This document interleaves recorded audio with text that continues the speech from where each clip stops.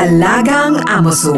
Associated Marine Officers and Seamen's Union of the Philippines. Ang programang para sa mga Filipino seafarers at kanilang pamilya. Maghahatid ng impormasyon, magbibigay ng inspirasyon, at tatalakay sa kanilang mga sitwasyon, kalagayan at iba pang mga pangangailangan. Alagang Amoso. Kasama si Camille Simbulan dito sa Radyo Pilipinas World Service. Magandang araw po sa lahat ng ating mga tagapakinig at lalo na sa ating mga ka-Amusup. Nandito naman po tayo sa Alagang Amusup, ang serbisyo publiko sa radyong hatid ng The Associated Marine Officers and Seamen's Union of the Philippines o Amusup at ng Radyo Pilipinas World Service. Sa ngalan ng ating program host na si Miss Camille Simbulan, kami po ang iyong host for today's episode. Ako po si Lara San Juan. At ako naman po si Shane Lontok. Sa programang ito ay pag-uusapan natin ang iba't ibang programs and welfare services ng AMUSUP para sa mga miyembro at kanilang mga dependents. At nag-feature din tayo dito ng mga natatanging marino na maaaring magbahagi ng kanilang journey at sea. Tayo rin po ay live sa Radyo Pilipinas World Service Facebook page, kaya shout out po to all the members and dependents of AMUSUP. Ayan. At dahil ilang araw na lang ay Pasko na, samahan nyo kami ni Shane sa ating special Christmas episode na may temang Ano ang kwentong alagang Amosup mo? Alagang Amoso. Dito sa Radyo Pilipinas World Service. Noong mga nakaraang linggo, nagpa-contest tayo kung saan magbabahagi yung mga members and dependents of AMUSUP ng kanilang mga inspiring stories. Kaya kami po ay namili ng 5 nakakaantig at makapagdamdaming kwento kung saan nakatulong ang union, hindi lamang sa mga mandaragat o ating mga seafarers, kundi pati na rin sa kanilang mga pamilya. Ating abangan kaya't manatiling nakatutok dito lamang sa ating programang Alagang Amosup. Walang maiiwan kasama nyo kahit saan dahil pamilya tayo dito. Alagang Amoso. Sa Radyo Pilipinas World Service. Kaya hindi na tayo magpapatumpik-tumpik pa, simulan na natin ang ating kwentuhan. Narito ang unang kwento mula sa seafarer wife na si Mrs. Razel Reyes at ng super adorable Amosup baby na si Baby Rosh. Good day everyone, I am Razel Reyes and she's Rosh Hashana Reyes, a dependent of Ronald Reyes, a member of Amosup. Anong kwentong alagang Amosup? Yung na-experience ko, yung na-experience namin ng anak ko bilang mga dependent. Last July 2023, I got pregnant in our first baby, which is Baby Rosh. So, bago sumampa yung asawa ko last October, he processed all the documents needed para kami maka-avail yung lahat ng benefits sa AMUSUP bilang mga dependents. So, in short, the time I am 3 months pregnant kay Baby Rosh. So, the Lord has been faithful since October 2023 hanggang March 2024. Yung AMUSUP Hospital dito sa Mandaue, inaalagaan kami ni baby while nasa tummy pa siya. I got free laboratories, free check-ups. So, they monitored me and the baby for our safety. So, hanggang sa nanganak ako last March 20. So, I am a high risk. I am in a high risk during my pregnancy. So, because I am already 35 years old. So, in short, so during my labor, so hindi nag-ano si baby, hindi na siya nag-move. So, the Lord conducted the doctors conducted the emergency cesarean section. So, for my safety and the safety of our baby. So, God has been faithful. So, naging maayos ang lahat na pagpanganak ko. So, isa sa mga pinagpasalamat ko kasi na-avail namin. Wala kaming binabayaran sa hospital. Lahat ng mga kikailanganin na mga medicine, wala as in, wala kaming binabayaran. So, thank you Amusop sa pag-aalaga. So, kung hindi, siguro kung sa ibang hospital kami ako nanganak, so, babayaran namin is more or less 100 to 200,000. But thanks God, at naging membro yung asawa ko sa Amusop. Kaya, yun, safety ako. Andito si baby healthy dahil kami alagang Amusop. So to God be the glory. Ayan, maraming salamat po Mrs. Reyes sa pagbabahagi ng inyong kwentong Alagang Amusop.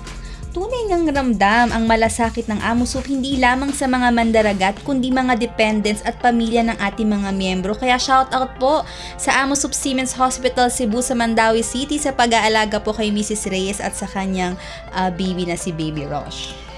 Ang susunod naman ay si Mr. Gamaliel de Romol na isang seafarer. Ating pakinggan ng kanyang kwentong Alagang Amusop. Hello po, magandang araw sa inyong lahat. Ako pala si Gamaliel de Romol from Osami City. Ito pala yung kwentong Alagang Amusop ko po. Way back 2018, napinding po ako sa medical ko po dahil may multiple polyp sa gallbladder ko which is need to undergo surgery. That time, 5 months na po akong nakabakasyon at wala na rin pong pera dahil yung ipon ko po nawala dahil sa online investment at na-scam po. At hindi ko po kayang bayaran yung operation kasi sobrang mahal. Buti na lang, nandyan yung Amusop. Kaya nung time na yun, pumunta ako agad sa Amusop Cebu kasi malapit na rin ako mabutan ng expiration ng Amusop ko. At that time, pagpunta ko doon sa Cebu, magpa-appointment sana ako, kaso lang out of town po yung surgeon at makabalik pa ng mga ilang linggo which is maabutan po na expiration sa Amusop ko. Kaya nung time na yun, parang nag-alala ako na baka hindi ako maoperahan. Buti na lang may nakapagsabi sa akin na yung staff doon na kung pwede pumunta ko doon sa HR or sa anong opisina yon na doon pa rin sa Amusop sa hospital din na kung pwede extend yung validity ko hanggang makabalik yung doktor. Kaya sa awa ng Diyos, dahil sa tulong din ng mga staff doon, naprobahan at na-extend po yung validity ng Amusop ko at hanggang pagbalik ng surgeon. Kaya malaking pasalamat din na naoperahan ako at naging successful naman lahat. Wala po akong binayaran kahit piso.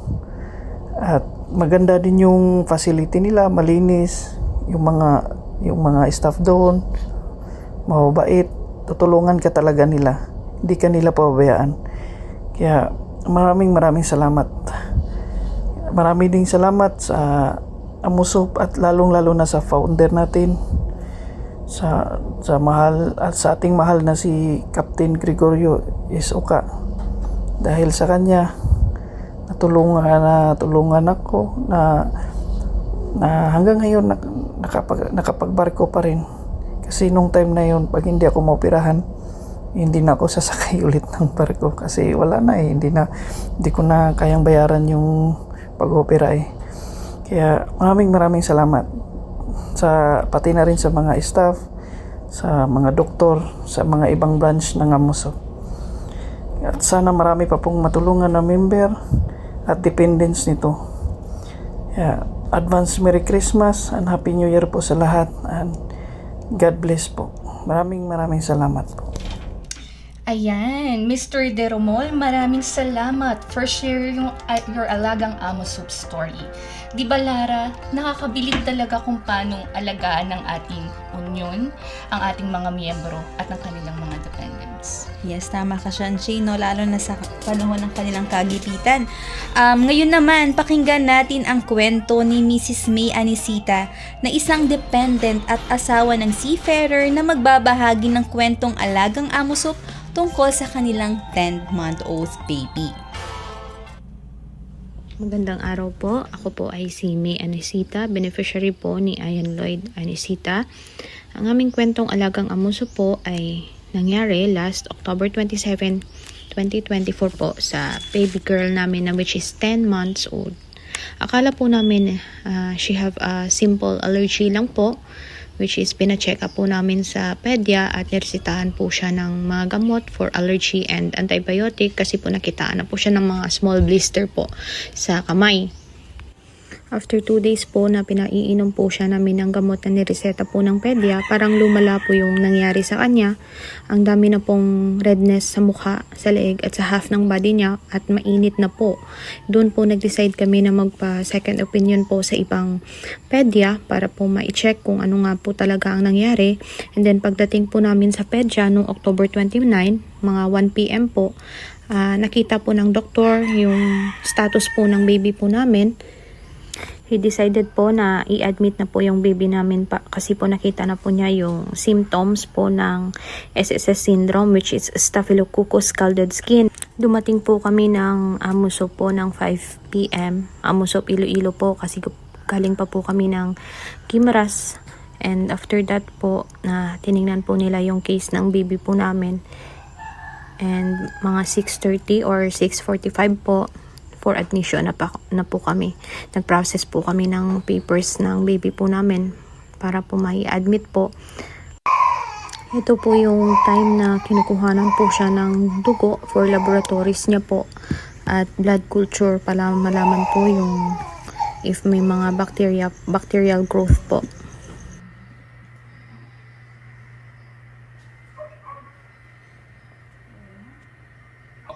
Ito po yung mga clips at videos niya po sa mga kasunod na araw po na ina-admit po kami na makikita po yung development po ng itsura niya po mula nung pumasok po kami hanggang sa makalabas at maraming salamat po sa mga doktor at nurses po na oras-oras, araw-araw nagra-rounds po para lang po ma-check yung status niya na nagde-develop yung mga gamot na mga binibigay sa kanya ay unti-unti na pong nawawala yung mga scalded skins niya, nare-renew po ng bago at bumabalik po sa dati yung skin niya po.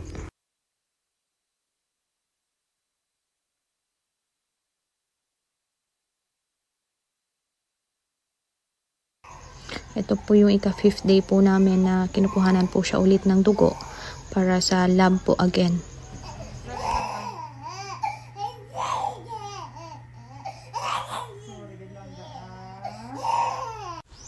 10 days po kaming inadmit po sa Amusop at ito po yung mga development po sa mukha niya po at unti-unti na pong nawawala yung mga scalded skin sa mukha niya and makikita na po na okay na po yung pakiramdam niya kasi medyo makulit na po.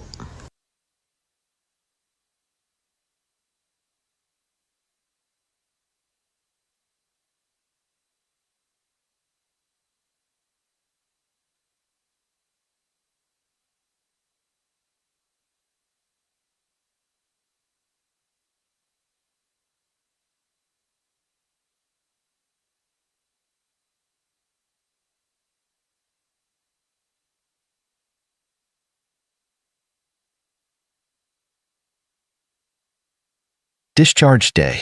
Sa ngayon po, she's a well baby na po and thank you po sa Amusop dahil ni Piso wala po kaming binayaran. Merry Christmas po!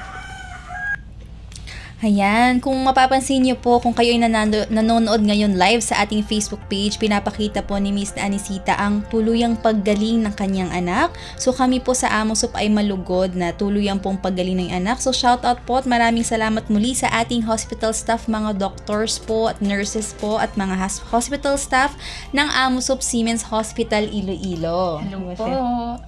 Ayan, nakakatuwa pakinggan at mapanood na pati ang pamilya ng ating mga miyembro ay naaabot ng tulong ng Amusop.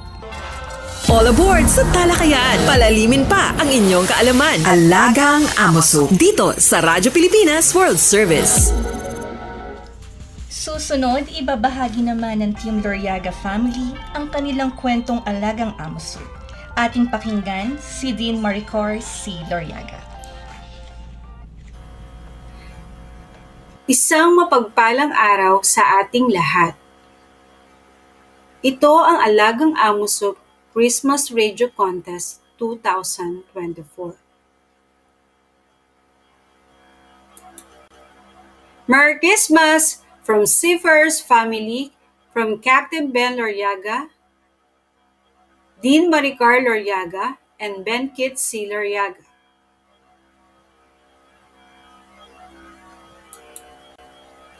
Ano ang kwentong Alagang Amusok mo? By Team Loriaga Family. Kami ang Team Loriaga Family, binubuo kami ng aming magaling, matalino at mapagmahal na haligi ng aming tahanan, si Captain Ben Loriaga Jr. at ako po si Ginang Dean Maricar C. Loriaga. Ang aming nag-iisang anak na si Ben Kit Loriaga ay isang mahusay na defensive player ng Mapua University Basketball Junior Student Athlete number 19. Ang mahusay na kalusugan ay mahalaga sa isang tao, lalo na sa isang pamilyang marino. Ito ang aming larawan at ito ang aming kwentong Alagang Amusok. Taong 2005, nangganap na maging member ang aking butihing marino.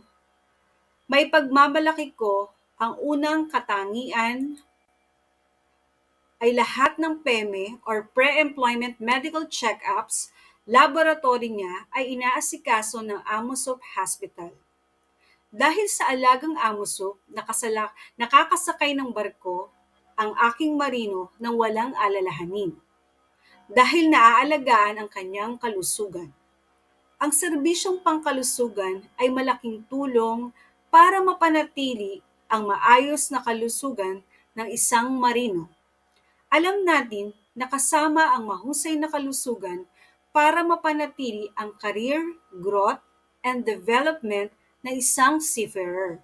Salamat sa Alagang Amusok dahil sa pribilehiyo ng aming butihing marino at dahil sa kanyang profesyon, cover na ang health services ng buong pamilya. Malaking tulong at tipid ang serbisyong medikal, dental ng Amusok Hospital at ibang Alagang Amusok. Ang pangalawang katangian ng Alagang Amusok ay ang pagkakaroon ng mga mahuhusay at magigiting na specialist doctor, isa na sa OB-GYN Department. Dito inaalagaan ang aking buong kalusugan bilang isang may bahay ng isang marino. Isa pa sa maaasahan natin ay ang dental department. Ang kanilang dentista ay magaling, mahusay at handang ipaliwanag ang mga procedures na kailangang gawin at nagpapasalamat kami sa services dahil sa maayos na teeth root canal treatment ng anak ko na basketball player na hindi na siya nahihirapan sa paglalaro ng basketball dahil sa maayos na dental services and restoration.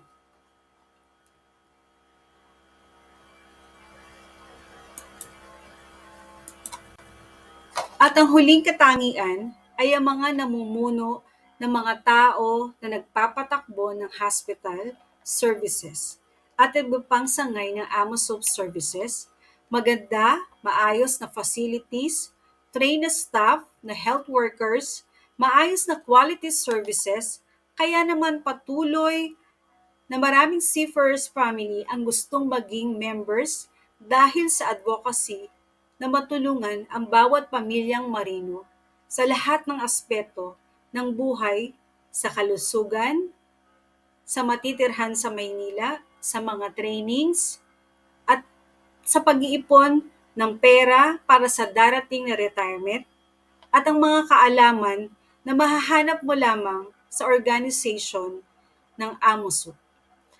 Muli, mabuhay at pagpalain ang Alagang Amusok. Ito ang Team Loriaga Family. Maraming salamat and God bless everyone. ating balikan ang tatlong katangian ng alagang amusok na ibinahagi ni Dean Loriaga. Unang katangian ay ang serbisyong pangkalusugan. Ang ating mga seafarers ay nakakakuha ng libreng PEME o Pre-Employment Medical Examination sa Siemens Hospital. At syempre, meron din tayong mga outpatient services. Tama, Shane. At may plus pa dyan. Andyan pa ang ating dental services para sa ating mga miyembro at dependents. Kung mapapansin nyo, nabanggit na po sa una ang serbisyong pangkalusugan. Na-emphasize din po ni Dean Loriaga ang kalusugan sa kababaihan o OB/GYN. Dahil isa sa mga kinakatuwa ng ating mga miyembro ay ang libreng panganganak ng kanilang asawa. Malaking tulong ito para sa kanila, pati na rin sa ating mga babaeng seafarers. Sumunod naman ay ang panghuli na pinasalamatan din po ni Dean Loriaga ay ang mga namumuno at union staff, hospital staff, dahil sa maganda, quality at maayos na facilities. Maraming salamat po kay Dean Loriaga sa pagbabahagi ng inyong kwentong alagang amusok. Talaga namang napakaganda at napaka-inspiring ng kanyang kwento. At deserve niya ang 5,000 pesos. Tamang-tama, pang Noche Buena. Yes. Paskong Pasko. Ngayon naman, panghuli, ngunit hindi magpapahuli. Narito ang kwento ni Juan Carlos Soriano, isang alumnus ng Maritime Academy of Asia and the Pacific o MAAP, na ikukwento ang kanyang maritime cadet journey at ang suporta ng Amusup sa kanya.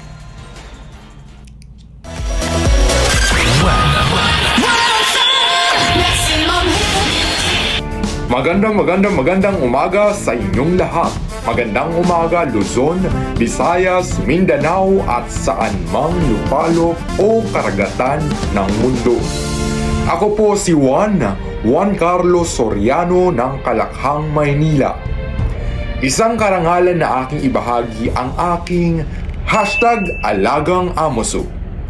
Bago pa man ako tuluyang pumasok noong kolehiyo sa akademya, naramdaman ko na ang alagang amusok.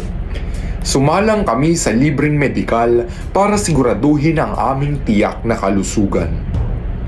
Mababait na personnel, sistemadong pamamalakad at mapag-aruga na pagtulong. Habang nasa kolehiyo, ay ako'y nakaramdam ng sakit sa aking tuhod. Ngunit wala akong kaba at pag-aalala dahil alam kong may amusok na mag-aalaga sa akin. Libreng check-up, laboratory, physical therapy, gamot at marami pang iba. Ang lahat ng naging proseso sa aking pagpapagamot ay tiniyak ng amusok. Isang malaking tulong na hindi ko inaasahan bilang isang normal na individual.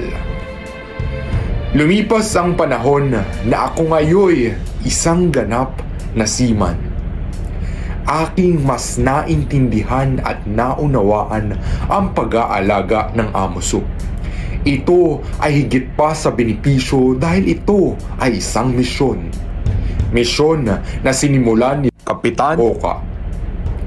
Aking laking tuwa na hindi lamang ako o ang mismong seaman ang sakop ng pagtulong nito.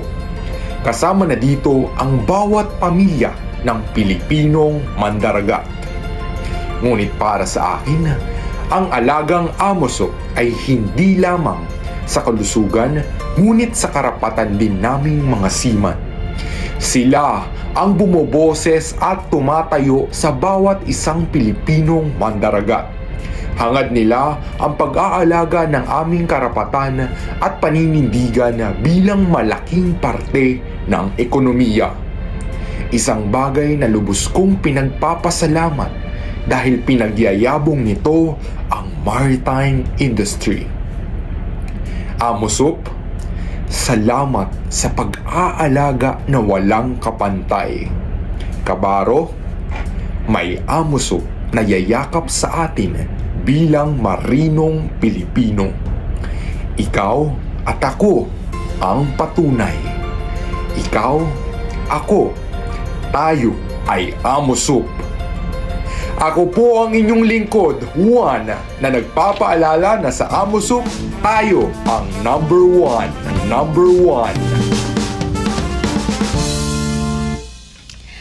Ayan, Shane, mukhang may papalit na sa atin bilang host dito sa Alagang Amo Soup. Talagang napakagaling naman talaga ni Juan Carlos.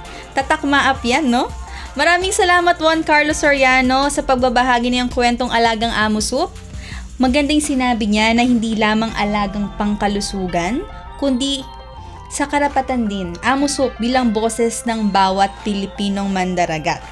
Ayan po muli, congratulations to Mrs. Razel Reyes, Mr. Gamaliel de Romol, Mrs. May Anisita, at Dean Maricardo Riad, of course, and Mr. Juan Carlos Soriano.